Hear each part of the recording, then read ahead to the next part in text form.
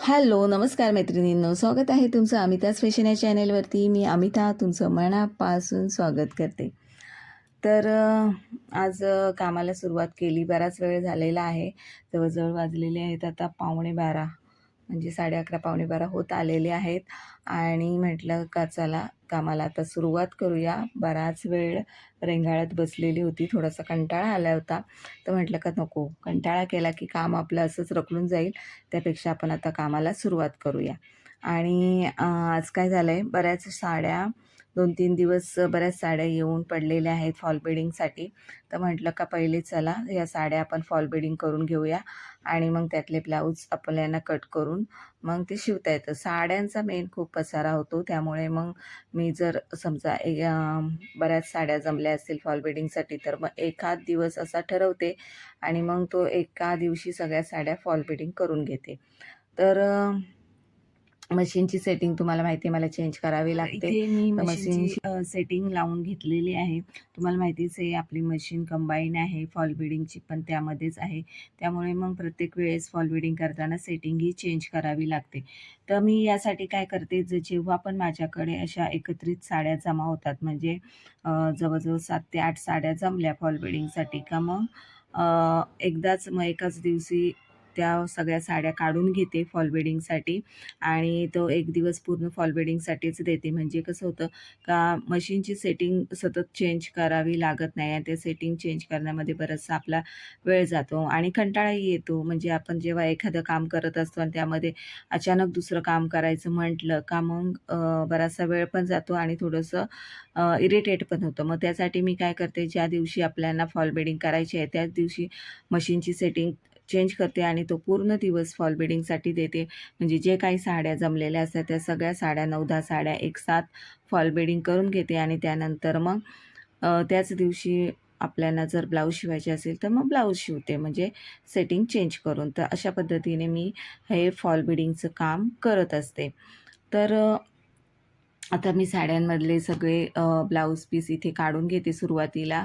तर आणि कुठलंही काम करायचं म्हटलं की आपल्याला त्याची थोडी तरी पूर्वतयारी ही करावीच लागते. तर इथे पण मी सगळे दोरे काढून घेतलेले आहे. मॅचिंगचे जे दोरे मला पाहिजे होते ते सगळे दोरे मी इथे काढून घेतलेले आहे. त्यानंतर जे काही फॉल आहेत ते पण मी इथे एकत्रित करून ठेवलेले आहेत एका बाजूला. त्यानंतर ज्या साड्या फॉल बिडिंग करायच्या आहेत त्या जवळ घेऊन बसलेले आहेत. आणि मग अशा पद्धतीने जर तुम्ही तुमची कामाचे नियोजन केले किंवा त्याची पूर्वतयारी करून घेतली तर आपल्याला सतत मशीनवरून उठावं लागत नाही आणि आपलं काम वेळेत पूर्ण होतं. म्हणजे जिथे आपल्याला 1 तास जाणार असतो, म्हणजे कधी-कधी काय होतं, जर आपलं एखादी वस्तू राहिली, फॉल राहिले घ्यायचे, अस्तर राहिलं घ्यायचं किंवा काय घ्यायचं राहिलं का मग सतत मशीनवरून उठणं होतं. मग ते मशीनवरून उठायचं म्हटलं का कंटाळाही येतो आणि सतत उठलं गेलं का आपलं काम रखडलं जातं. त्यामुळे काय आहे, ही थोडीशी पूर्वतयारी आपण करून घेतली तर आपलं काम वेळेत पूर्ण होतं. आपल्या कामाला बराचसा वेळ जात नाही. तर असं हे कामाचं नियोजन मी प्रत्येक वेळेस करत असते आणि त्या पद्धतीने आपलं काम करत असते.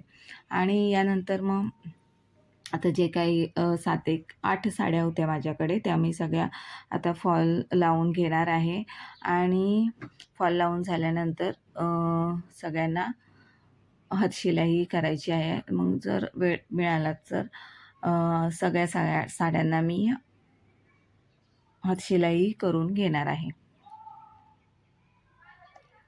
तर आता सध्या तरी आमच्याकडे फॉल बिडिंगचे जवळ-जवळ ₹60 म्हणजे या जानेवारी महिन्यापासून मी स्वतः ₹60 घेत आहे आणि जर अस्तरचा फॉल तुम्ही लावला तर अस्तरच्या फॉलला ₹70 घेतले जात आहेत आणि जर पॉलिस्टरचा फॉल लावला तर त्याला ₹60 घेतले जात आहेत. तर आणि फॉल शक्यतो धुवून फॉल लावायचा. धुवून लावल्याने काय होतं, जर आपण असाच फॉल लावला ना तर साडी आपण जेव्हा धुतो तेव्हा मग त्या साडीच्या बरोबर ते फॉलही धुतले जातात आणि ते कापड आकसलं जातं फॉलचं. त्यामुळे कधी-कधी काय होतं त्याला चुन्या वगैरे पडतात.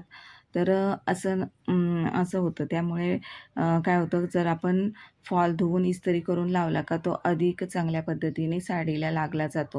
म्हणजे जेव्हा तुम्ही साडी धुता त्यावेळेस फॉलही व्यवस्थित वॉश होतो आणि कुठेही चुन्या वगैरे पडत नाही. तर जो काही फॉलला खळ वगैरे असते ती सगळी धुवून जाते. म्हणजे जेव्हा आपण पाण्यातून काढतो तेव्हा ती खळ वगैरे असते, ज्याचा कडकपणा असतो तो सगळा निघून जातो. फॉल एकदम नरम पडतो.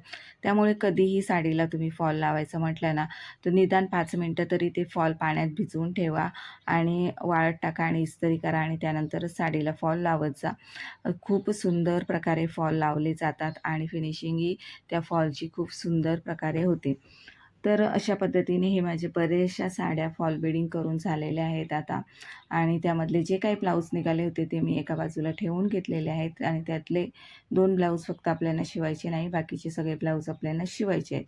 तर यानंतर मग जवळजवळ वाजलेले होते 1:30 ते 1:45 झालेले. म्हटलं का जेवण करून घेऊया आणि त्यानंतर मग या साड्यांना मी हातशिलाई करत इथे बसली आहे. तर पहिल्यांदा जेवण करून घेतलं आणि त्यानंतर म्हटलं का चला ह्या ज्या साड्या आहेत त्या पूर्ण हातशिलाई करून रेडी करून ठेवून देऊ. म्हणजे कसं त्या साड्यांचा पूर्ण पसारा निघून जातो. तर म्हटलं का चला मग आता इथे मी गॅलरीमध्ये बसलेले आहे, कारण उजेड बराचसा येतो आणि हातशिलाई पटापट करता येते. उजेडात बसलं का कामही आपलं बरंचसं लवकर होतं.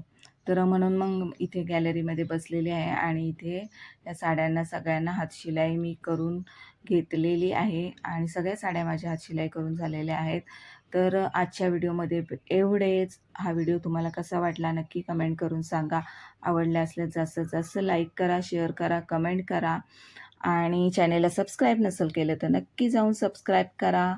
तर चला भेटू आपण पुढच्या नेक्स्ट व्हिडिओमध्ये. तोपर्यंत टाटा, बाय बाय आणि व्हिडिओ इथपर्यंत बघितल्याबद्दल तुमचे खूप खूप धन्यवाद. तर चला भेटू आपण पुढच्या व्हिडिओमध्ये. तोपर्यंत काळजी घ्या. तर इथे बघू शकता ह्या सगळ्या साड्या मी हातशिलाई करून रेडी करून ठेवलेल्या आहेत आणि हे जे अस्तर आहे हे जे ब्लाऊज पीस आहेत ते आपल्याला कट करून शिवायचे आहेत. आता ते उद्याच्या लॉगमध्ये मी तुम्हाला दाखवते. तर चला बाय, भेटू आपण पुढच्या नेक्स्ट व्हिडिओमध्ये.